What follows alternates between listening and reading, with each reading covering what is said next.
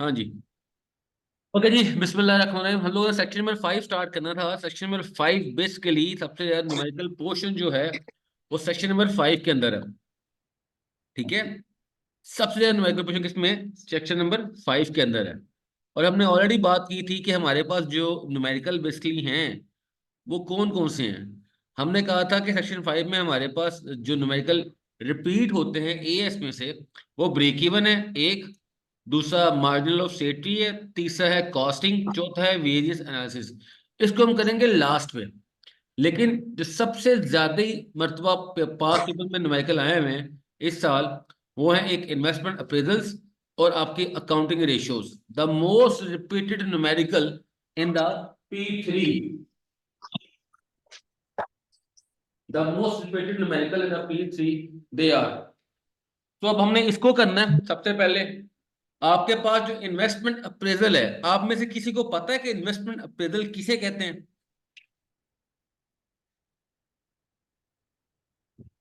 Sir, जी, multiple investment से पहले investment appraisal बनाया जाता है और फिर उसमें देखा जाता है कि मोस्ट लाइकली किसमें ज्यादा प्रॉफिट होगा। ठीक है। हमने कहा जी whenever we have to invest in multiple project and which project is most suitable for us. ठीक है जी, कौन सा प्रोजेक्ट है जो हमारे लिए मोस्ट सुटेबल है? ठीक हो गए मेरे बच्चे। उसके लिए हमारे पास दो टेक्निक होती हैं, क्वांटिटेटिव भी एंड क्वालिटेटिव भी। ठीक हो गए मेरे बच्चे। अब वो यहां पर आपसे बात पूछता है कि बेसिकली जो क्वांटिटेटिव मेजर्स हैं उसका आता है न्यूमेरिकल। दूसरा टॉपिक है अकाउंटिंग रेशियो के बारे में। अब सबसे पहले जो चीज इंपॉर्टेंट है वो ये इंपॉर्टेंट है कि जनाब अकाउंटिंग रेशियोज होती क्या है। हमने पढ़ा था एएस के अंदर कि business have to prepare 3 type of financial statements. Business 3 तरह की फाइनेंशियल स्टेटमेंट्स को प्रिपेयर करता है। Number 1 cash flow statement, number 2 income statement, number 3 balance sheet. अफान, कैश फ्लो स्टेटमेंट क्या होती है बेटा? सर कैश फ्लो जी, जो सर कैश के रिलेटेड बताती हो हमने कहा सारी। था कि ऐसी स्टेटमेंट जो मूवमेंट ऑफ कैश बताती है बिजनेस के मुताबिक, कि what cash coming in the business and what cash is going from the business. Basically, a statement which shows the cash inflow as well as cash outflow। उसके लिए हम statement बनाते हैं कैश फ्लो स्टेटमेंट। उसके अलावा हम दो statement और बनाते हैं। अब्दुल्ला रहमान, याद है हम कौन कौन सी दो स्टेटमेंट बनाते हैं?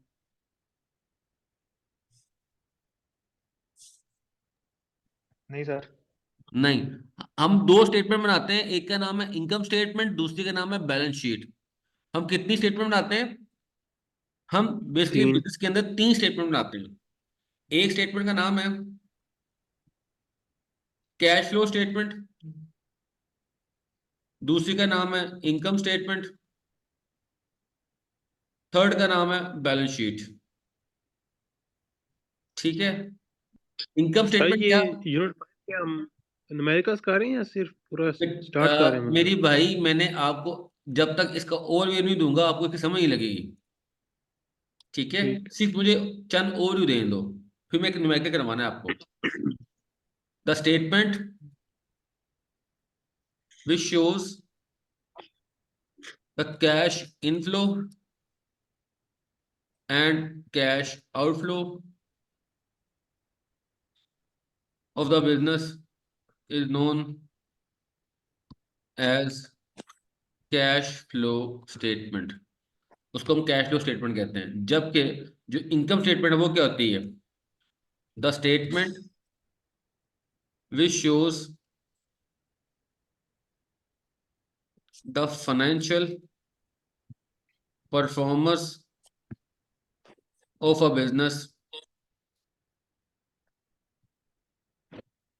Bye doing the comparison between sales and expenses to know to know whether a business is in profit और इन लॉस। ठीक है बेटा, उस स्टेटमेंट को क्या कहते हैं? इनकम स्टेटमेंट बोलते हैं। उसके बाद जो तीसरी स्टेटमेंट है वो हमारे पास क्या है, बैलेंस शीट। हम कहते हैं the statement which shows the financial performance of the business by doing comparison between business capital, assets and liability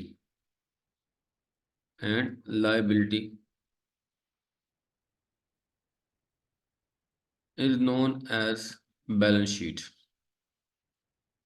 इसको हम क्या बोलते हैं, बैलेंस शीट बोलते हैं। हमने देखा कि हम लोगों ने तीन स्टेटमेंट बनानी है। एक बनाते हैं हम लोग इनकम स्टेटमेंट, दूसरी हम बनाते हैं कैश फ्लो स्टेटमेंट, और तीसरी हम बनाते हैं, आपके पास है, बैलेंस शीट। ठीक है बेटा जानी, हम लोग ये तीन स्टेटमेंट बनाते हैं जिससे हमें ये पता चलता है कि हमारा बिजनेस प्रॉफिट में है कि लॉस में है।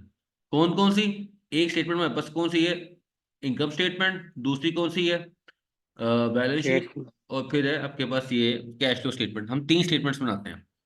अब ये जो कैश फ्लो स्टेटमेंट है बेसिकली, ये मैं इसलिए बताई है कि इन्वेस्टमेंट अप्रेजल्स की कैलकुलेशंस के लिए,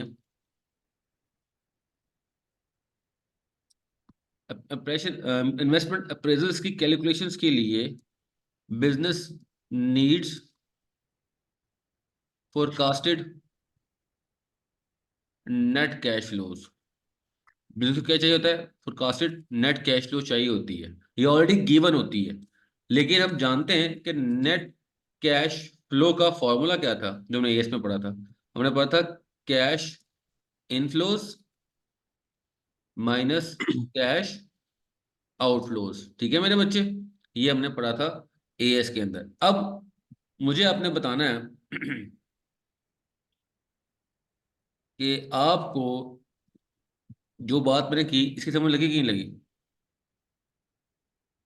जी सर ओके, लगी। यहां तक बात समझ लगी। अब हमने देखा कि इनकम स्टेटमेंट क्या होती है, ये बेसिकली बताती है कि बिजनेस प्रॉफिट में है कि लॉस में है। ये बेसिकली बताती है बिजनेस की फाइनेंशियल परफॉर्मेंस के बारे में। किसी बारे में बताती है, बिजनेस की फाइनेंशियल परफॉर्मेंस। परफॉर्मेंस के बारे में। जबकि जो बैलेंस शीट है वो बताती है बिजनेस की फाइनेंशियल पोजीशन के बारे में। ठीक है मेरे बच्चे, और किसके बारे में बताएगी, फाइनेंशियल पोजीशन के बारे में। क्लियर यहां तक बात। अब जी सर। इनकम स्टेटमेंट बता रही है फाइनेंशियल परफॉर्मेंस के बारे में, बैलेंस शीट बता रही है फाइनेंशियल पोजीशन के बारे में। परफॉर्मेंस क्या होती है कि हम देखते हैं सेल्स को एक्सपेंस को कंपेयर करके कि बिजनेस प्रॉफिट में है कि लॉस में है, बिजनेस प्रॉफिट में है कि लॉस में है। जबकि बैलेंस शीट में बिजनेस अपनी फाइनेंशियल वर्थ, अपनी औकात देखता है कि उसके पास कैपिटल कितना है, उसके एसेट्स एंड लायबिलिटीज कितनी है। ठीक है, उसके एसेट्स एंड लायबिलिटीज कितनी है। यहां तक मेरी बात क्लियर है मेरे बच्चे को, किसी को मतलब को नहीं यहां तक। हमने जी देख सर। लिया कि बिजनेस तीन तरह के स्टेटमेंट बनाता है, cash flow statement, income statement and balance sheet. दूसरी मैंने आपसे बात बोली थी कि अब होता क्या है, आपने इनकम स्टेटमेंट और बैलेंस शीट की इंफॉर्मेशन से, income statement and balance sheet की इंफॉर्मेशन से ऑलवेज रिमेंबर, आपके सिलेबस में इसको ड्रॉ करना, इसको प्रिपेयर करना नहीं है, मगर उसने आपको पेपर में ये स्टेटमेंट्स बनाकर दी होंगी। आपने जस्ट उसमें अमेंडमेंट करनी होती है, वो भी सिर्फ इनकम स्टेटमेंट में। मैं बार बार बात रिपीट कर रहा हूं, आपको एग्जाम के अंदर कैश फ्लो, इनकम स्टेटमेंट और बैलेंस शीट बनाने के लिए नहीं पूछेगा। आपको सिर्फ इतना कहेगा कि स्टेटमेंट बनी हुई है, इसके अंदर चेंजेस करें। आपके बुक में इसके फॉर्मेट्स अवेलेबल हैं। फॉर्मेट जेनेरिक सा मैं भी आप लोगों को एक्सटेंड करूंगा, यहाँ बना के भी दिखाऊंगा, लेकिन पहले आप एक बात समझ लें कि आपको इसके फॉर्मूलाज का पता होना चाहिए, एक इसके बेसिक कंसेप्ट का पता होना चाहिए, नंबर 3 आपको इसको रीड करना आना चाहिए।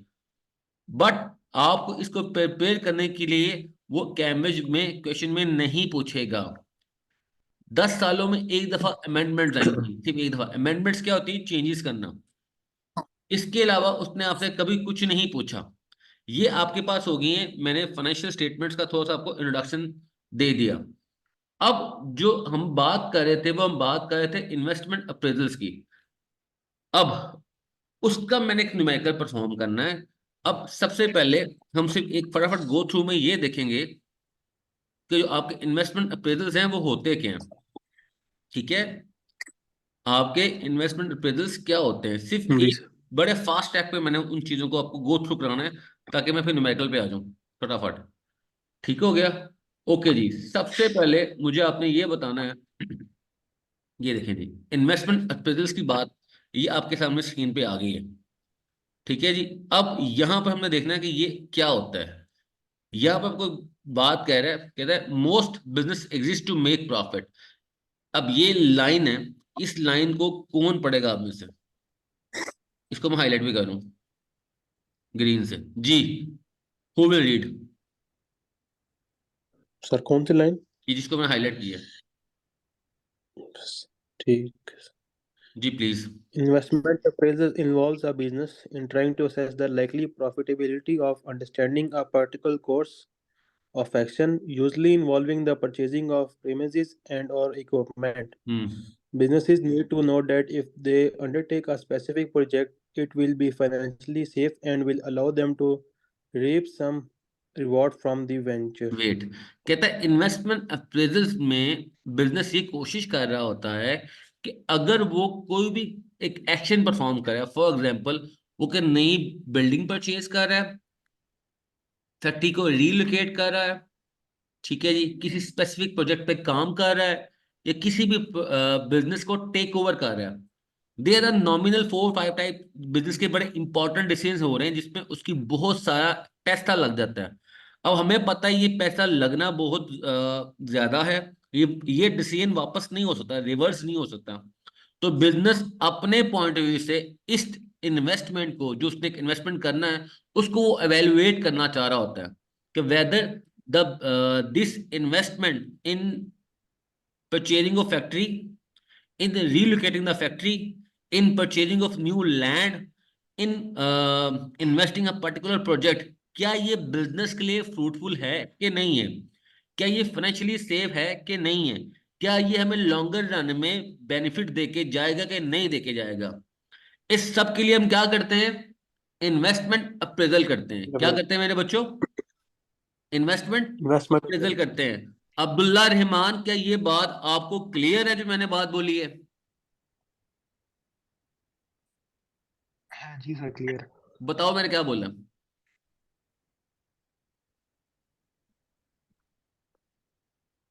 जी प्लीज। सर जब भी बिजनेस रीलोकेट करने लगता है तो वो अपनी असेसमेंट करता है कि इसमें मुझे फायदा होगा कि नहीं होगा। हाँ, वो अपनी देखते हैं कि असेसमेंट क्या करता ये है। इन्वेस्टमेंट मेरे लिए फाइनेंशियली फ्रूटफुल है कि नहीं है, क्या ये इन्वेस्टमेंट मेरे लिए फाइनेंशियली फ्रूटफुल है कि नहीं है, क्या ये फ्यूचर में मुझे बेनिफिट देकर जाएगी कि नहीं देके जाएगी। ठीक है, इसके लिए हमने दोनों फैक्टर्स देखने होते हैं, क्वांटिटेटिव भी एंड क्वालिटेटिव भी। क्वांटिटेटिव भी एंड क्वालिटेटिव भी। हमजा क्लास में को चले गए हो? अच्छा जी। अब आप लोगों ने इन्वेस्टमेंट अप्रेजल को करना होता है। अब इन्वेस्टमेंट अप्रेजल्स के कितने मेथड है? इन्वेस्टमेंट अप्रेजल कितने मेथड है? 3 मेथड है जनाब। कितने मेथड है जनाब? 3। एक का नाम है पे बैक। एक का नाम क्या है? पे Payback। बैक। अब एक का नाम क्या है? पे बैक। पे बैक क्या होता है कि भाई एक इन्वेस्टमेंट कितने कितने टाइम वक्त में में पूरी होगी? रिकवर हो जाएगी? जी। एक इन्वेस्टमेंट कितने वक्त में रिकवर पूरी हो हो जाएगी, जाएगी। उसको कहते हैं पे बैक।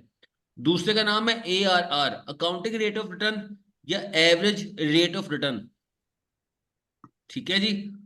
जी। हम ये देखते हैं कि एक इन्वेस्टमेंट पे हमें एक्सपेक्टेड कितना बेनिफिट होगा। एक इन्वेस्टमेंट पे ऑन एवरेज एनुअली हमें कितना बेनिफिट होगा। इसके लिए हम क्या फाइंड आउट करेंगे? ARR। तीसरी कैलकुलेशन का नाम है, उसको कहते हैं हम लोग NPV। क्या कहते हैं? NPV, net present value, net present value क्या नाम है इसका? Net present value. अच्छा जी, पीछे से कौन बातें कर रहा है यार? बटी सर। बट साहब माइक बंद करें।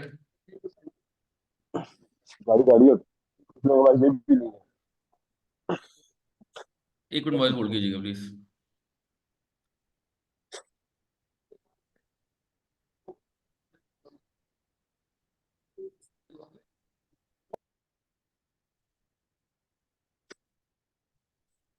ओके जी,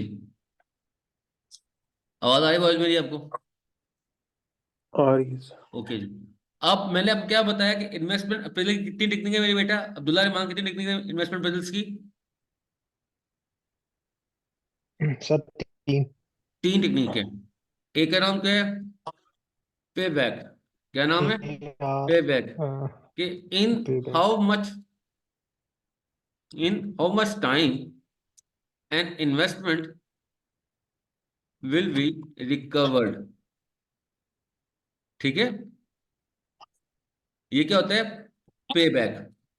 दूसरे का नाम क्या है? ARR। इसको कहते हैं अकाउंटिंग और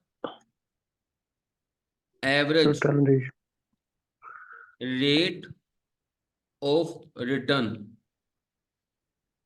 on an average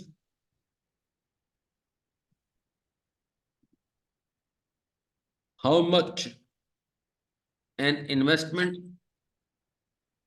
is returning to business on annually basis। ठीक है बेटा, वो क्या होता है? बस ARR होता है। थर्ड आपके पास आता है, उसको हम कहते हैं NPV। बोले तो net present value. Net present value, what will be the present value of an investment whose reward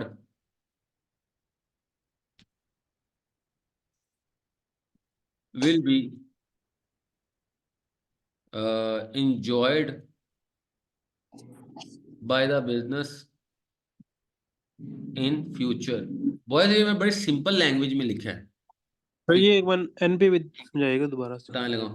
for example Malak साहब, मैंने इंश्योरेंस ली है, ठीक है, 20 साल के लिए। जी मुझे इंश्योरेंस कंपनी कहती है कि 20 साल के बाद आपको, आप हर साल देते हो 1 लाख रुपया। तो मैंने 20 साल में कितने पैसे दिए उसको, इंश्योरेंस कंपनी को? 20 लाख। 20 लाख।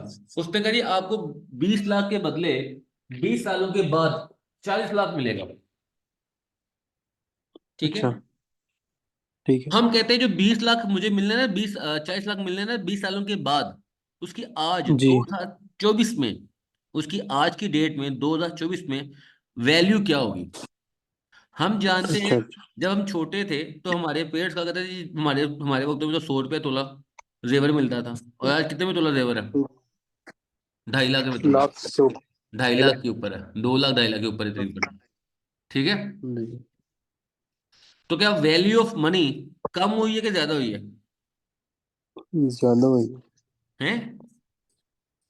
मनी की वैल्यू वैल्यू पर। बहुत ज्यादा डी वैल्यू होगी मेरे अच्छा बेटा। ठीक है ठीक। मनी की वैल्यू बहुत ज्यादा डी वैल्यू होगी, यानी कि हमारे हमारे अम्मी अबू के वक्त का 100 रुपया आज के 2.5 लाख पे भारी है। हाँ जी वो मैं दूसरा समझ रहा सोने समझ वाला। लगी मेरी बात की? जी तो वैल्यू ऑफ मनी देखी जाती है। ये 3 कंसेप्ट आपने देख लिए, क्या क्या नाम है अब्दुल्ला रहमान इसके?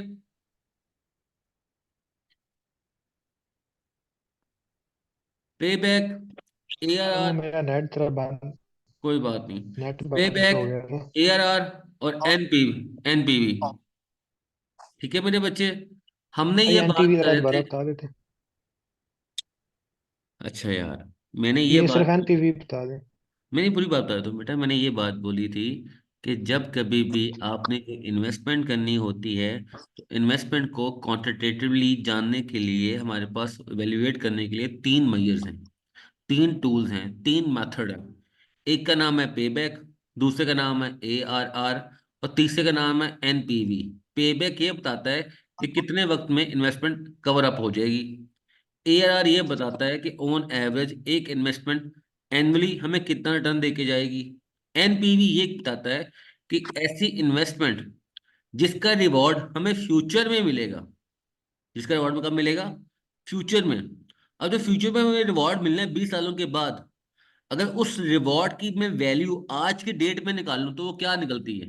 मैंने एग्जांपल दी थी मलक साहब को कि मेरी अम्मी बताया करती थी, हम छोटी थी जब वो कहा करती थी मैं छोटी थी तब 100 रुपये तोला जेवर मिला करता था, और आज 2.5 लाख पे तोला जेवर है। मैंने मलक से पूछा मलक साहब क्या वैल्यू ऑफ मनी डिक्रीज हुई है कि इंक्रीज हुई है। मलक ने बताया सर वैल्यू ऑफ मनी बहुत ज्यादा डिक्रीज हो गई है, कि अब 100 रुपया जो पहले वक्तों का 100 रुपया था वो आज के 2.5 लाख पे भारी पड़ रहा है ऑलमोस्ट। इसका मतलब है कि अब जो 20 सालों के बाद मुझे 40 लाख मिलना है, क्या वो वैल्यूएबल होगा कि नहीं होगा। इसलिए हम क्या निकालेंगे, NPV। Is that clear. ठीक है। अब समझ जी लगी। सर, आगे समझ। शुक्र है भाई ये समझ आ गई। अच्छा जी, जी ये आगे सर। तीन बातें हमने देख ली। अब वो कहता है इनको सॉल्व करें। इसको सॉल्व करने के लिए मैं सीधा सीधा आपके पासवर्ड पे ओपन कर रहा हूँ विदाउट एनी इशू।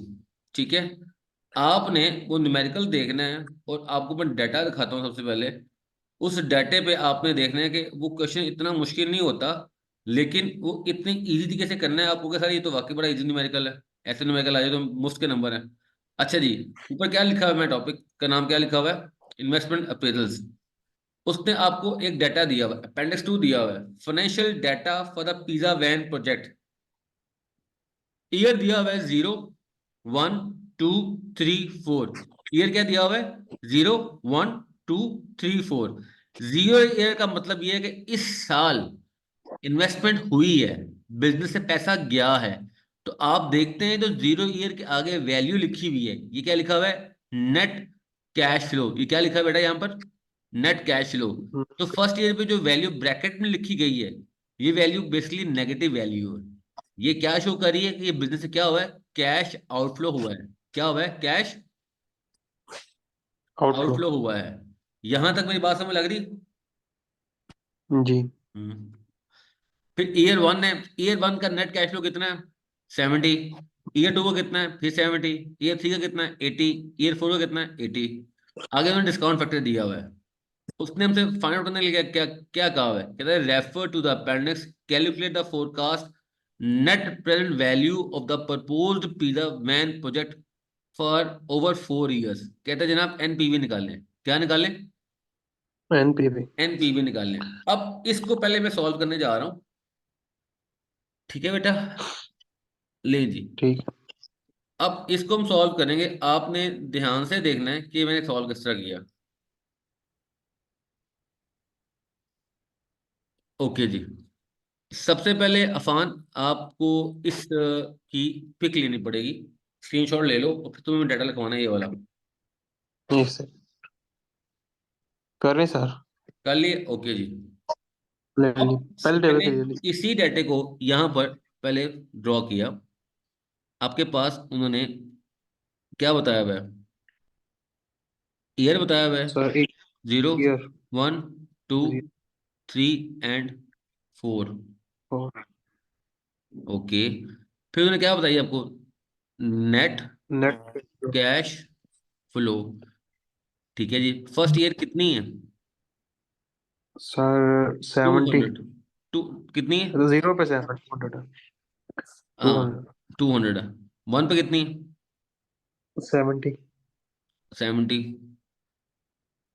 कितनी, 2 पे, 3 पे भी 70।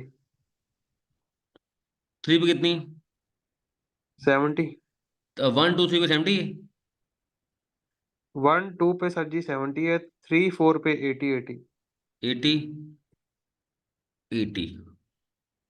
ओके जी, आगे उन्होंने आपको क्या दिया हुआ है, discount factor. Discount factor.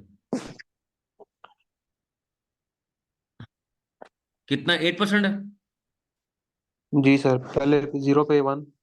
Always remember 0 पे कितना होता है? 1 होता है। कितना है इस पे? जी जी, आगे कितना? 1, 0.93। 0.93। ओके, फिर कितना? अगले पे 0.86। 0.86। फिर कितना? फिर 0.79। 0.75। 99। 0. 79 था। अच्छा ठीक है, आगे? 0.74। 0.74। मैंने ये डाटा पुट कर लिया। अब इसके लिए जरूरी क्या है? सबसे पहले मैं बनाऊंगा डिस्काउंटेड नेट कैश फ्लो। क्या बनाऊंगा? Discounted net cash flow. सबसे पहले मैं क्या करूंगा, अब ध्यान से देखना, आप लोगों ने इस चीज को भूलना नहीं है। सबसे पहले मेरी बेटा, मैं इसको इससे मल्टीप्लाई करूंगा, तो ये वैल्यू क्या आएगी मल्टीप्लाई करने के बाद? सिंपल यही आएगी, 200। नेगेटिव के साथ ही आएगी। अब मैं इसको इससे मल्टीप्लाई करूंगा जी। प्लीज सॉल्व करें कैलकुलेटर पे। 0.93। Multiply by 70।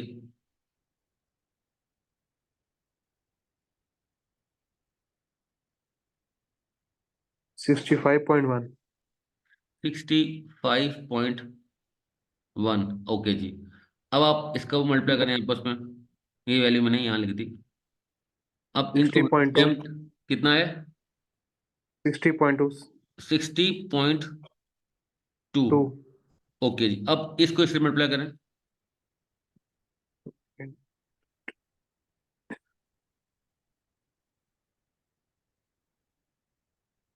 63.2। 63.2। अब इसको इससे मल्टीप्लाई करें जी। 59.2। 59.2। नहीं जी, मैंने क्या बना दी है? मैंने नेट कैश फ्लो को मल्टीप्लाई करके डिस्काउंट फैक्टर के साथ ये बनाई है। इसका नाम है जनाबी आलिया डिस्काउंटेड नेट कैश। ये लाजमी करना होता है जब भी इस तरह का जो कुछ। जब भी आपसे कहता है एनपीवी निकालने, क्या कहता है? हाँ जी। एनपीवी को निकालने। एनपीवी। अब मैंने क्या करना है, अब एनपीवी का फॉर्मूला देख लो। एनपीवी का फॉर्मूला देखना है और ध्यान से आपने देखना है। एनपीवी का बेटा जानी फॉर्मूला है, कहता है जी NPV is equal to sum of all positive discounted net cash flow. हम देखते हैं जो ये सारी वैल्यूज हैं, ये पॉजिटिव है ना बेटा? ये सारी वैल्यूज, इन सबको जी पहले मैं ऐड करूंगा, ठीक है? और इसके बाद इसमें से माइनस करूंगा इसको, जीरो ईयर की। जो जीरो ईयर वाला होता है ना, ये हमारी क्या होती है? इसको हम कॉस्ट भी कहते हैं, या इसको जी हम कहते हैं कैश आउटफ्लो। इसका एक और नाम भी होता है, इसको हम कहते हैं इनिशियल इन्वेस्टमेंट। ठीक है मेरे बच्चों? हमने जी कहा कि जो जीरो ईयर के अंदर जो भी पैसा गया होता है हमारे कारोबार से, वो या तो हमारी कॉस्ट होती है, या हमारा कैश आउटफ्लो होता है, या हमारा क्या होता है? इनिशियल इन्वेस्टमेंट होती है। फिर से, जीरो ईयर पे जो 200 मैंने नेगेटिव में लिखा हुआ है, ये हमारी कॉस्ट है, या हमारा कैश आउटफ्लो है, या हमारी इनिशियल इन्वेस्टमेंट है। एनपीवी का फॉर्मूला क्या है? सम ऑफ ऑल पॉजिटिव, ये है positive, this one, sum of all positive discounted net जी कैश फ्लो की जो फिगर है, ये 65.1, 60.2, 63.2, 59.2, इन सबको आप क्या करेंगे? एड अप करेंगे, और 200 में से इसको माइनस कर देंगे। अब जी एड अप करो, क्या आंसर आता है ये? तो ये 247.7 है। हाँ जी, आंसर आया 240, 247 7.7। 7.7 माइनस किया है इसमें से किसको? 200 को। को तो ये आंसर मेरे पास आया 7। 47.7। अब बताओ ये जो वैल्यू आई है, ये पॉजिटिव जी है कि नेगेटिव है जी रिमान? सही ये पॉजिटिव होगी। पॉजिटिव वैल्यू है ना, तो ये हमारा एनपीवी जी क्या आया, पॉजिटिव आ गया। हमारा एनपीवी क्या जी आया। पॉजिटिव।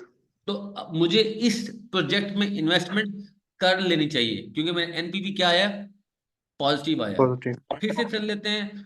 हमारे पास डाटा गिवन था बेटा जानी ये वाला, डाटा गिवन था ये वाला। उसने आपको ईयर बताए हुए थे 0 1 2 3 4। उसने आपको नेट कैश फ्लो बताई हुई थी। 0 ईयर पे 2 थी, जो कि हमारी इनिशियल कॉस्ट होती है। 1 ईयर पे 70 थी, 2 ईयर पे 70 थी, 3 ईयर पे 80 थी, और 4 ईयर पे भी 80 थी। उन्होंने आपको डिस्काउंट फैक्टर दिया था 8% के लिहाज से। और रिक्वायरमेंट थी, कहता था refer apparent to calculate the forecast net present value of the proposed पीरा वैन प्रोजेक्ट ओवर 4 ईयर। कि जो उन्हें प्रपोज वीजा का प्रोजेक्ट था वैन का, उसका एनपीवी निकाल लें। तो बेटा यानी उसकी हमने वर्किंग क्या की, पहले डाटा को मैंने यहाँ ड्रॉ कर दिया सबसे पहले, और फिर मैंने सिंपली क्या बनाई, discounted discounted net cash flow को मैंने बनाया। ये है हमारे पास डिस्काउंटेड नेट कैश फ्लो। ठीक है मेरे तो ये बच्चे। कितने नंबर का क्वेश्चन है? बेटा ये क्वेश्चन जब भी आएगा, नॉर्मली अगर वो पूछेगा, या तो ये 4 मार्क्स का आएगा, 2 मार्क्स का आ सकता है, या 1 मार्क्स का आ सकता है। इजी ज्यादा है तो ठीक। ये दे सकता है, लेकिन कैलकुलेशन ज्यादा है तो 4 का आ सकता है। ठीक है मेरे बेटे। ये हमारे पास ठीक। सिर्फ मैंने अभी एक क्वेश्चन किया है, किसका, एनपीवी का, नेट प्रेजेंट वैल्यू का। ठीक है। ओके। जी। अब एक अगला न्यूमेरिकल मैं ओपन करने जा रहा हूँ। अल्लाह करे वो टाइम में ही हो जाए, फिर आगे हम बात करेंगे। ओके जी, अब हम फिर से पास पेपर के न्यूमेरिकल्स को देख रहे हैं। लें जी, आ गया। क्या कहते हैं यहाँ पर, ये क्वेश्चन है मुकम्मल है। उसने आपसे क्या कहा है, कहता है उसने आपको डाटा दिया हुआ है दिस वन।